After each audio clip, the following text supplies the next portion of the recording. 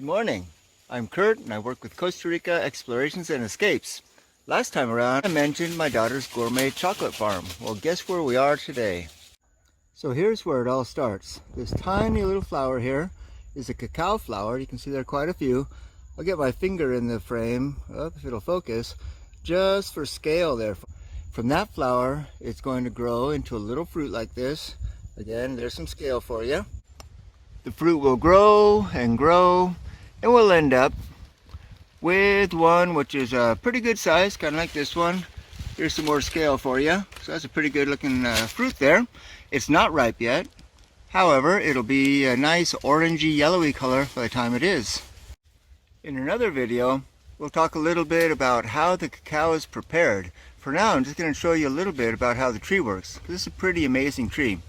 That, by the way, is Hina in the background. The cacao is a tree that has what I like to call plant intelligence. Now you can see the leaves here, pretty good size. Again, here goes some scale for you. And notice right at the top of the leaf, they have this thickened stem. What that does is it gives it motor control of the leaves. It can pump sap into the stems and lift up the leaves when it needs more sunlight, more energy. And then as it gets really hot and you don't want the plant to overheat, again, it will draw the sap back out of these things, and then all the leaves will hang down the way you're seeing here.